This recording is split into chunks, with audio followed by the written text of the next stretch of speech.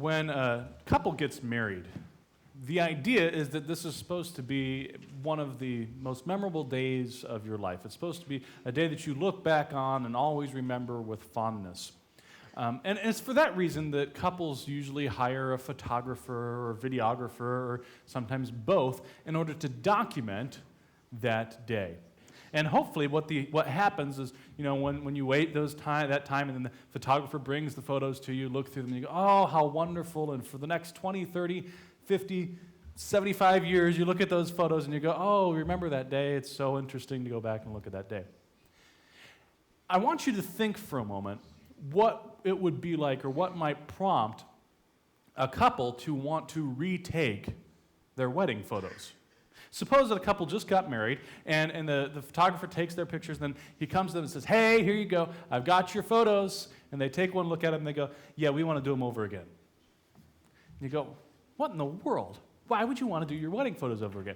And I was thinking about this, and I said, there's really only two reasons that I could think of why a couple might want to reenact, get all dressed up and go do the wedding photos again. One is they've been married for a really long time and think it would be funny to get the old gang back together and see. Like the best man who had a mullet at the wedding, and then now he's bald. Like, it would be really kind of funny to watch that, right? Or the flower girl and ring bearer who were these cute little kids, and now are, I guess, less cute adults with kids of their own. It'd be kind of fun to go do that. But a couple who just got married, you say, why would you want to redo your wedding photos? And the only reason I can think of why a couple would want to redo their wedding photos is if they said the first set of photos was inadequate.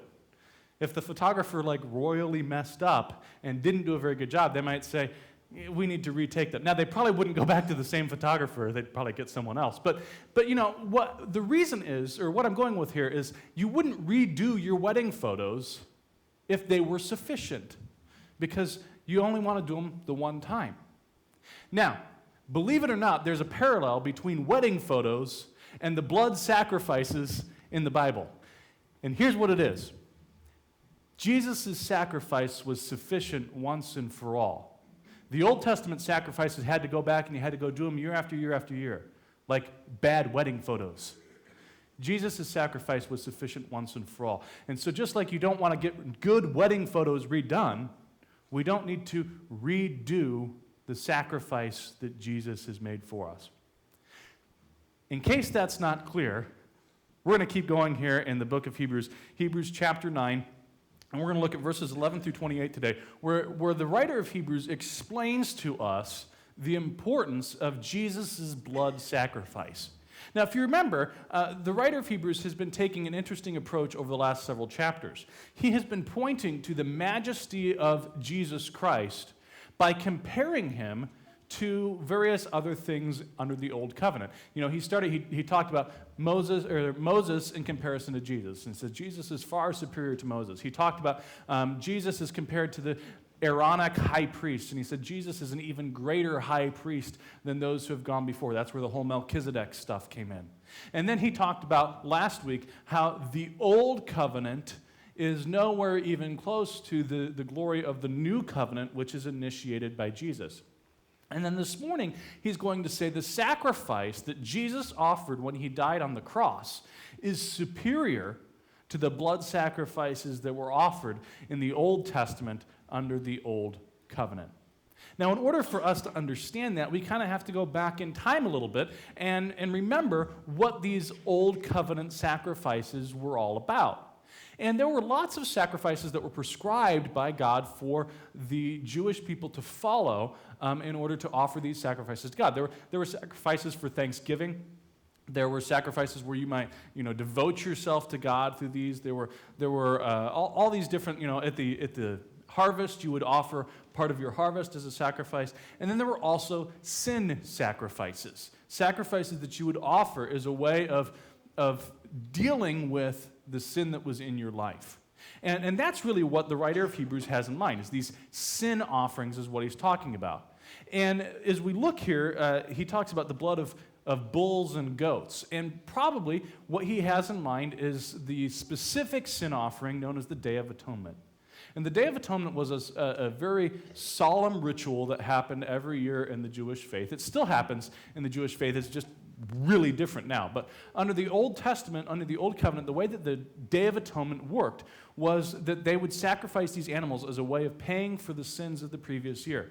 And remember that the high priest would go into the Holy of Holies, the most holy place where God resided on this Day of Atonement. Before he could do that, he had to deal with his sin and with the sin of the people. So he would go and he would slaughter a bull and take its blood and sprinkle it everywhere, including over himself, on himself and on the various things as a way of covering over his blood. Then he would go and he would slaughter a goat and take that blood and sprinkle it over things as a way of covering over the people's sin.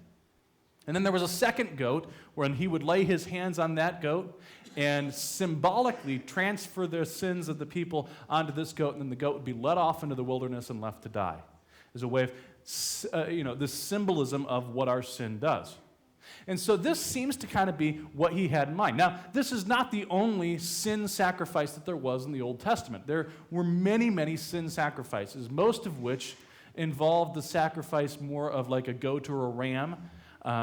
And sometimes, if you were poor, you couldn't afford a goat or a ram, and so you could offer 2 birds as a way of these sin sacrifices.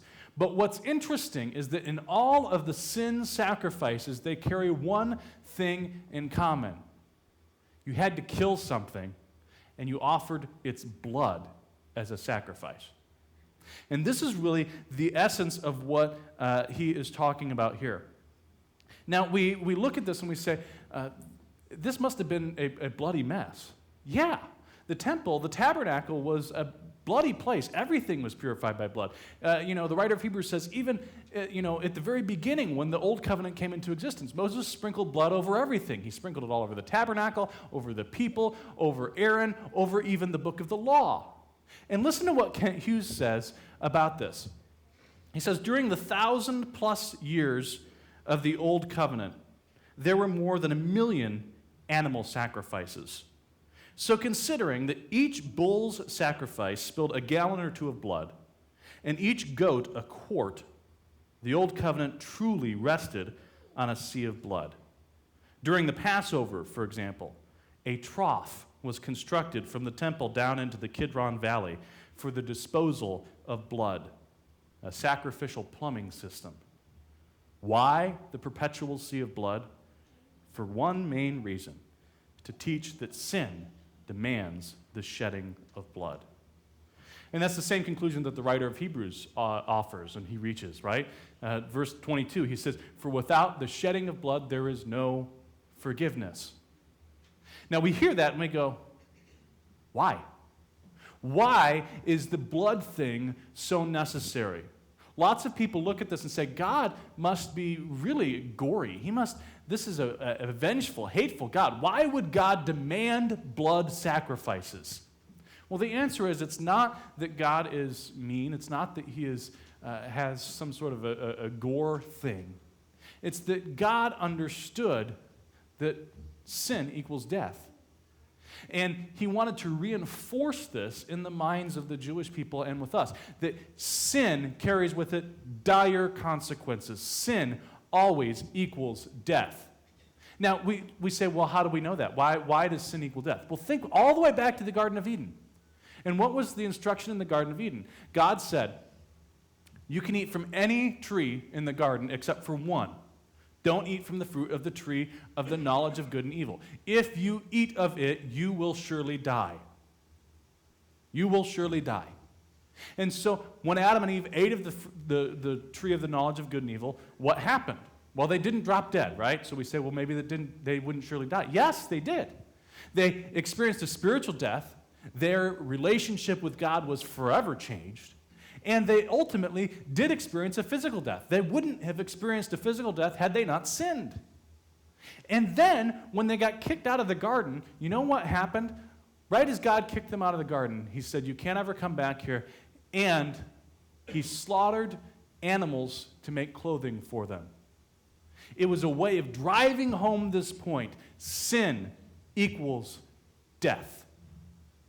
That was the point of the Old Covenant, the sacrificial system, to drive home the seriousness of sin. We have this mentality sometimes that we can get away with sin. And the idea with that is, I did something and I know it's wrong, but I didn't experience consequences for it. What God is driving home is there are always consequences to sin. They may not be immediate, but there are always consequences to sin. Sin must be paid for. That's the point of the sacrificial system. There is no forgiveness without someone dying, because that's what sin results in. So it is against this backdrop that the writer of Hebrews compares the sacrifice of Jesus Christ.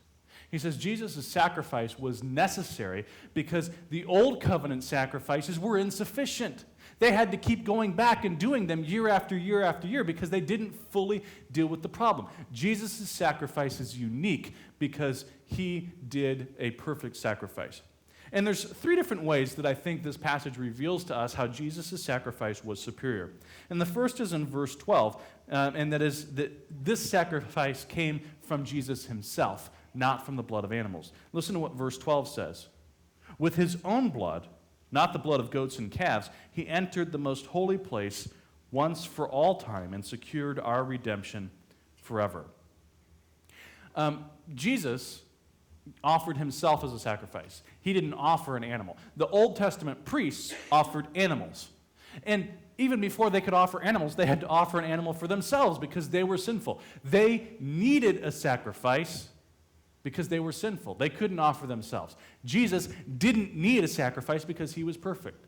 And so he offered himself as a sacrifice. He didn't need a sacrifice. He became a sacrifice. So right away we see that it's different because Jesus offered himself instead of animals. And when you think about it, Jesus' sacrifice is different than animals for several other reasons. One, he offered himself willingly. The animals really didn't have a choice in the matter. They were merely victims of circumstance. Their owners said, we're going to go and slaughter you. And the animals didn't really have a choice. Jesus had a choice. He could have not given himself as a sacrifice, but he chose to do so anyhow. Jesus understood what he was doing. Animals didn't understand. They just showed up and they were killed. Jesus knew exactly what he was doing. And as a matter of fact, I think that's why he did what he was doing. He knew what his death would accomplish. The animals had no concept of that. Jesus' sacrifice is different. And third is that Jesus' sacrifice was motivated by love, not merely by law. The animal sacrifices were compelled by law. You must do this. Jesus didn't have to, but he chose to. And we look at that and we say, when we understand that Jesus was offering himself as a sacrifice for our sin, we should see love. We should see that that is a tremendous act of love on his part, something that is far different than the sacrifices in the Old Testament.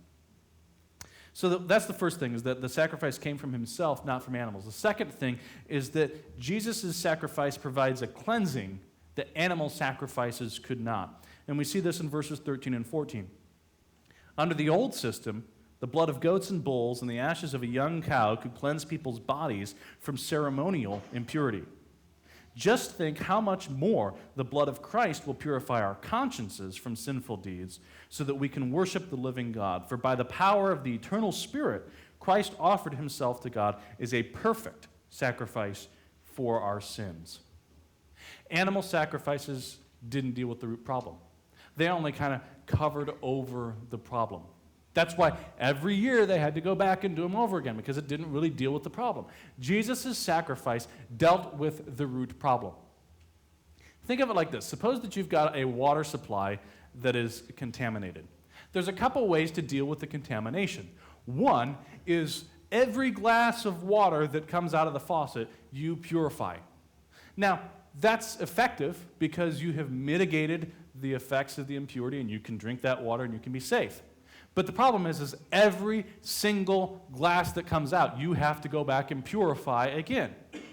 The other way to deal with impurity in the water supply is to go to the source and get rid of all the impurity that is there. That way, everything that comes out of it is going to be pure. You no longer have to purify every glass of water. This is the difference between the old covenant sacrifices and the new covenant sacrifices. The old covenant sacrifices were like dealing with every glass of water out of the tap. The new covenant with Jesus, his sacrifice deals with the root problem. It purifies us to our core. As a result, we don't have to keep doing these sacrifices for every little thing that comes up because he's dealt with the problem at its core. And just as, we say, well, sometimes it's cheaper to only deal with the one glass at a time. Yeah, it's much more expensive to go deal with the root problem. Same thing with these sacrifices. Animal sacrifices maybe deal with the one glass at a time, but in order to deal with the root problem, we needed a much more costly sacrifice, the sacrifice of Jesus Christ. So that's the second thing. His sacrifice provides a cleansing that animal sacrifices couldn't. And the third thing is that Jesus offered his sacrifice once for all. This is in verses 24 through 26. He says, "For Christ didn't enter into a holy place made with human hands, which is only a copy of the true one in heaven. He entered into heaven itself to appear now before God on our behalf. And he did not enter heaven to offer himself again and again like the high priest here on earth, who enters the most holy place year after year with the blood of an animal. If that had been necessary, Christ would have had to die again and again ever since the world began. But now, once for all time, he has appeared at the end of the age to remove sin by his own death as a sacrifice." Now, this is the logical conclusion of dealing with the root problem. Because Jesus dealt with the root problem, we don't have to keep trying to deal with the problem again. It's already been dealt with. And that's good news for us as Christians. One, it means that we don't have to keep offering these animal sacrifices. But it goes beyond that. We don't need to do anything else to pay for our sin. Jesus has already done it. There are many people within the Christian community who have this idea that they say, listen, I know Jesus paid for my sin, but I've got to finish the job. He started it. I've got to finish it. And so people have this idea that in order to truly be forgiven, I've got to live a good life. I've got to go to church every week. I've got to tithe regularly. I've got to serve in the church. I've got to be nice to people. And if I mess up, man, I may not have that forgiveness that Jesus offers. This passage reminds us, Jesus has done it. We can't add to Jesus' sacrifice. We can't make it better. It was a perfect sacrifice. By doing good things, I'm not adding to Jesus' sacrifice. I am not perfecting it. You can't perfect that which is already perfect. Now, does that mean that all those things are bad? Nope. Does that mean that we shouldn't do those things? Does it mean that we shouldn't go to church, that we shouldn't tithe? No, we absolutely should. Why? We're not saved by them, so why does it matter? I mean, if I am saved because of what Jesus has done, isn't that a free ticket to go live however I want? Well, you could make that argument. But think about it this way. As a parent, what is it required to be a parent? It requires that a kid be born, right? Theoretically, that's not a big... I know if you're a woman who had a kid, yes, it is a big deal. But ultimately, there's just, this one entry point, right? But what do good parents do? They sacrifice for their children. They seek to do what is best for their children. They look for ways to please their children when they're able to do so, right? Now, is that required to be a parent? Nope. There's a lot of really terrible parents out there who don't do those things. But as a parent, you say, I want to do those things for my children because I love my children. It's the same thing with the Christian life. We are Christians because Jesus has died for us. We're not Christians because we do good things. But we do those things because we are Christians. Because Jesus has shown tremendous love for us, we look at him and we say, I love him enough that I don't want to offend him.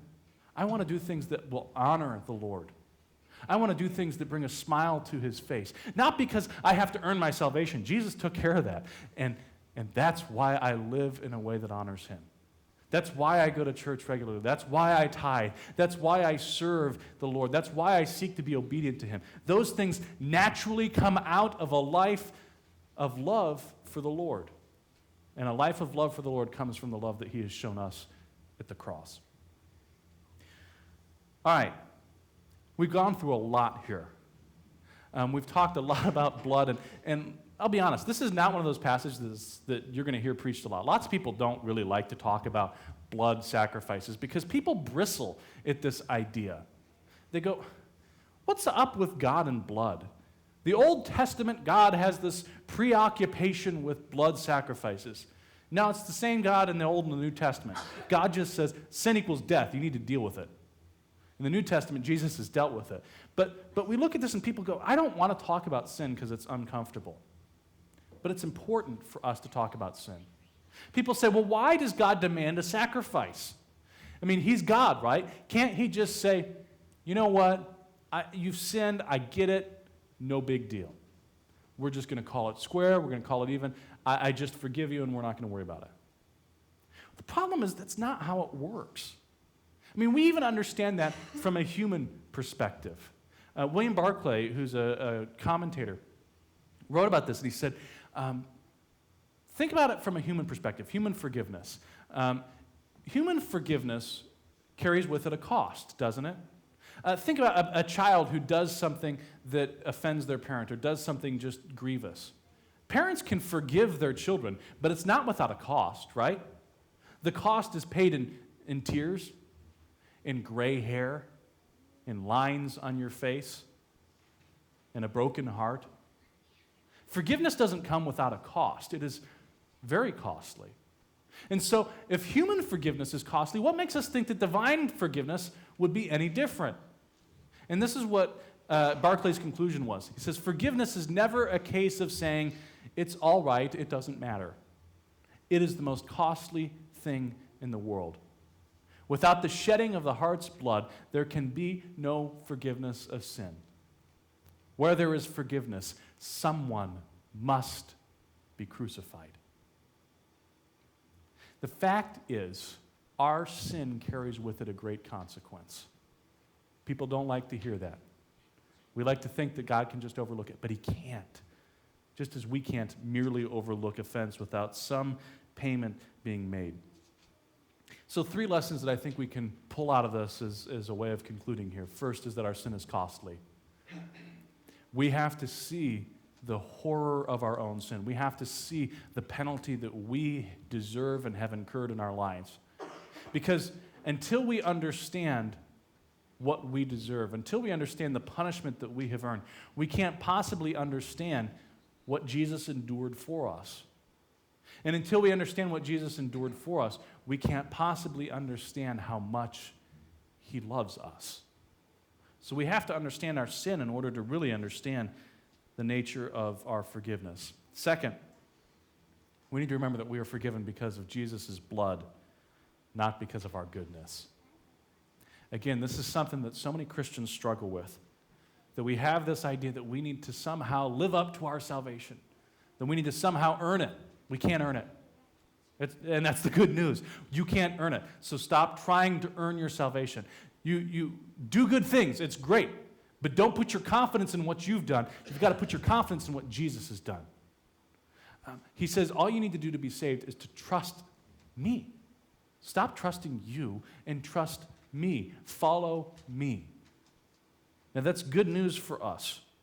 It's very good news because it means that even in the times when we feel like we are distant from God, even in the times when we feel like absolute screw-ups, God still forgives us. He hasn't left us. Our salvation isn't dependent upon our goodness, but on his. Third, we see a motivation to honor the Lord with our lives. Obedience should be motivated by love, not by compulsion, not by duty. We should be serving God because we love him and we want to honor him. We should be serving God. We should be doing these things because we trust him and we want to please the one who has shown such great love to us. And so that is the motivation for obedience in our lives, not salvation. Believe it or not, this passage is actually all about good news. What he's saying is that there's this comparison. Under the old covenant, You could go into the temple and offer your sacrifices that day and be right with God. And by the time you went home for dinner that night, you were no longer right with God because you'd sinned.